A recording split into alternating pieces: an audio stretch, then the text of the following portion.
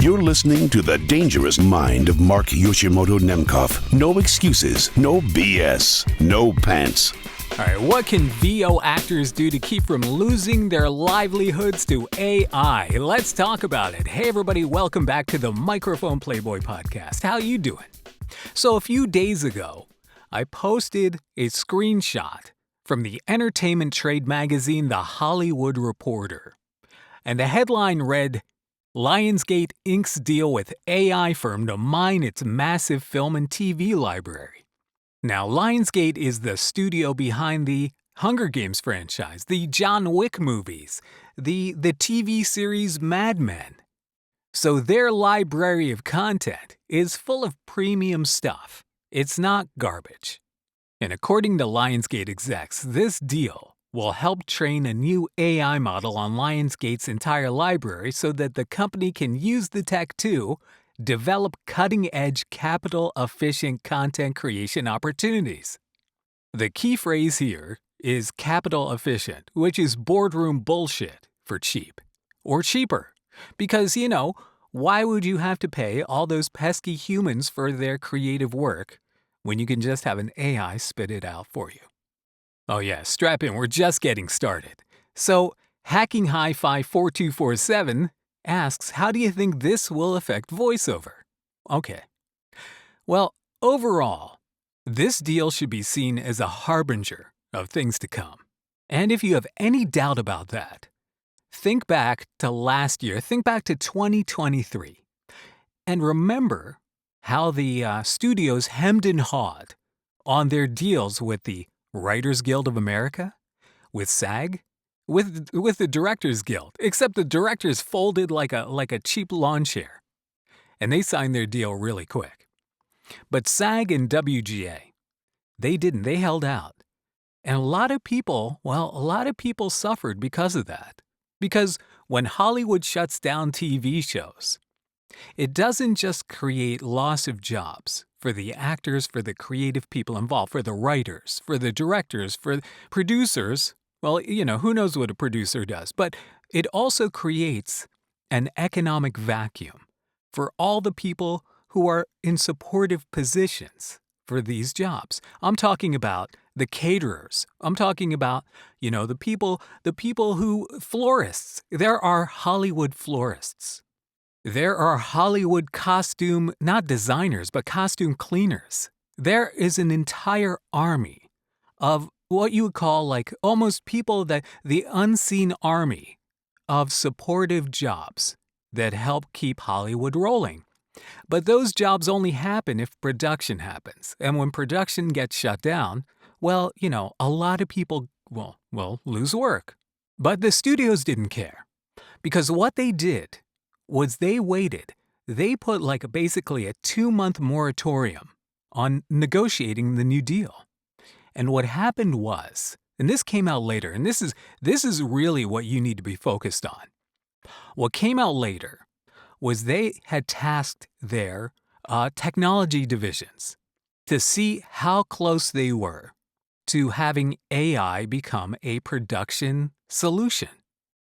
And the technology divisions basically told them, we're not ready yet. They met with some of the biggest tech companies in Silicon Valley and abroad, and decided that, we have to sign this new deal. We're not ready yet to start replacing actors and writers and cameramen and production facilities with AI yet. So they signed a 3-year deal. And that deal expires at the end of June in 2026. And I've been saying this for a while, but I have this fear that deal is going to be one of the very last deals that the studios will sign that don't allow them free rein to use whatever AI they want. Because at that point, there's no way to unring that bell. So what does this mean now? And what does this mean going forward for voiceover artists like myself and yourself and people who are trying to get into the business? And what does this mean for voiceover? And what can you do to keep from losing your livelihood? But first, let's talk about how it's going to affect things in voiceover. Now, first and foremost, a lot of low-level work. a lot of low-level work, and I'm talking about like phone trees. Have you ever had to do a phone tree narration? I've done a lot of them, and you know what? They're very simple work, and it's definitely the kind of thing that an AI can do. But it's not just phone work. It's the kind of lower-level, repetitive voiceover work, basic voiceover work. Not just, and that includes explainer videos too. There's a lot of that lower-level work that is going to go to an AI. And believe it or not, companies of all sizes are experimenting with AI voiceover to see if they can replace the humans that they have to hire to do so. I had a client who sent me the roughs of a couple of video projects, and they had an AI voiceover on there. And they were like, we really like the AI voiceover. It just couldn't, it just couldn't do everything we wanted. It just wasn't able to hit those emotional notes yet. But they liked the sound of it. They liked the tone, the pacing of it. So it was pretty close to me not getting that job. But I still got it because I'm still able to bring human emotion. And that is really what it's going to take. You have to bring the human emotion. Because now that we live in an era where a lot of companies, a lot of people are looking at the bottom line, at the cost, right? There is a compromise that is going to be made in a great many cases where the affordability of AI voiceover is going to win over the fact that a human voiceover may be better. Now, I've heard a lot of human voiceover that is not better than some of the AI voiceover out there. And I did put out that as a goof, I put out those videos with Lil on them, right, in the feed.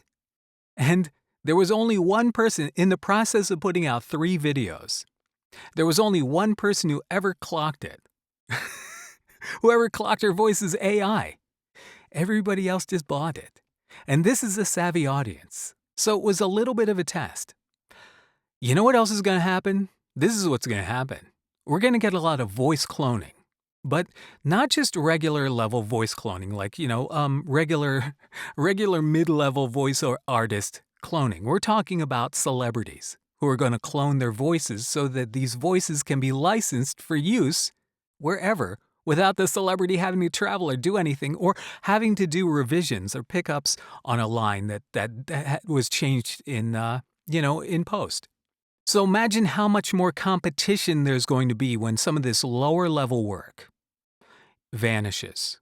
When some of this mid-level work starts to go to, Paul Rudd's AI voiceover, when you're competing against Paul Rudd's AI voiceover or Andy Richter's AI voiceover, who do you think's going to win?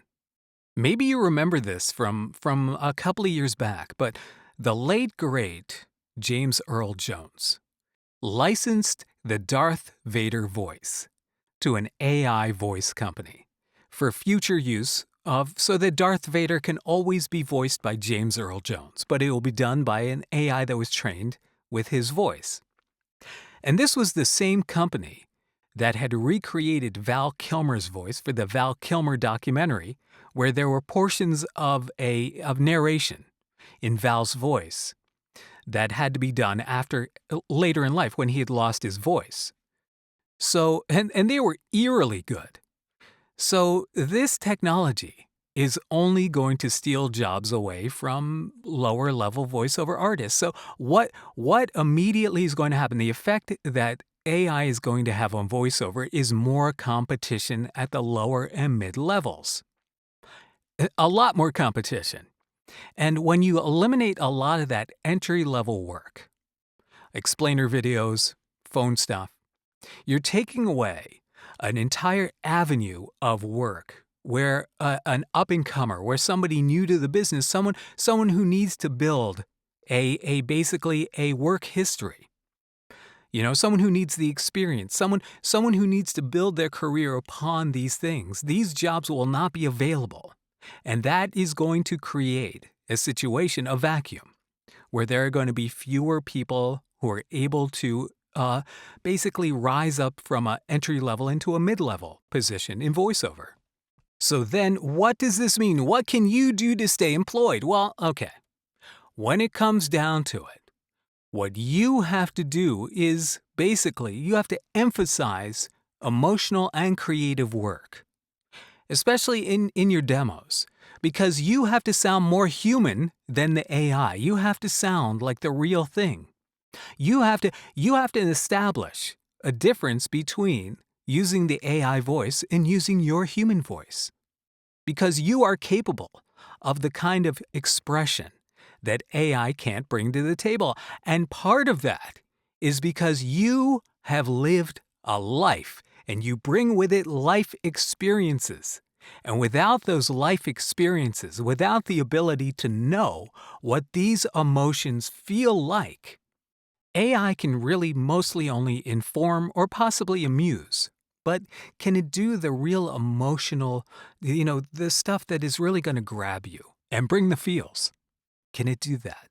Not yet. The other thing you can do is develop a unique vocal brand. Focus on creating a brand that goes with the individual that you are. Work on making your voice or voices that you create. Make them distinctive. Make them uniquely you. Make them so that you can exist in a niche that AI can't easily replicate. But it goes without saying that the way you represent your brand should be that your brand is something that AI cannot touch. Your brand is a premium.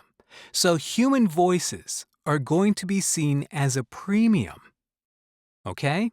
Because human voices are still able to outperform AI.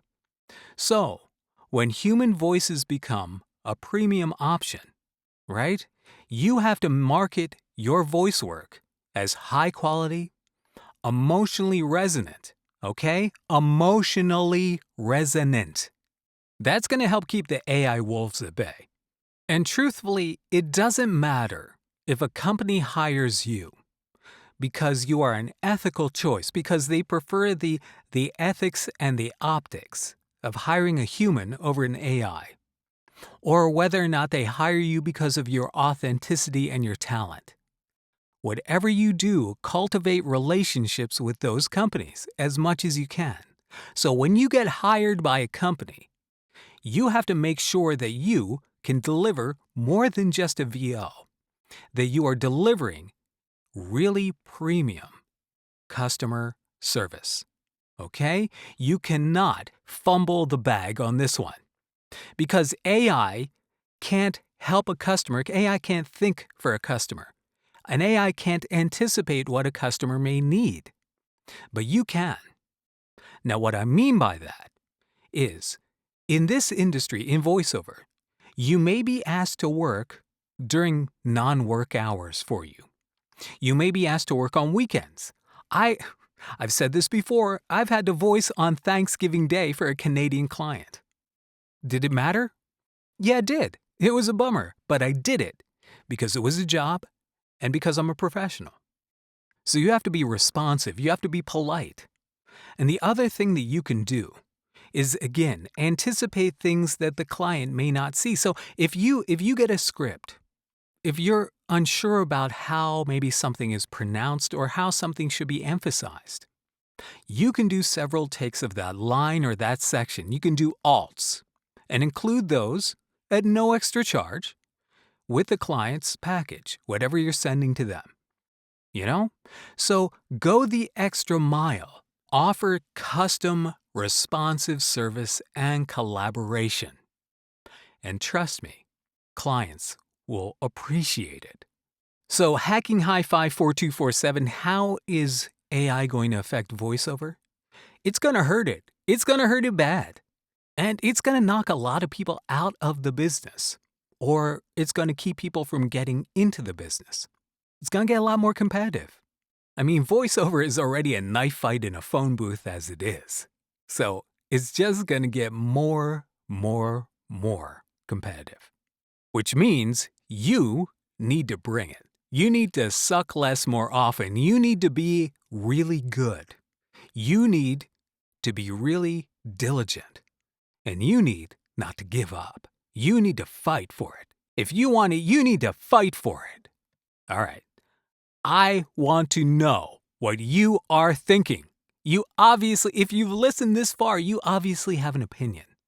Please leave a comment. All right? Until next time, this is the human Mark Yoshimoto Nemkov, fading to black.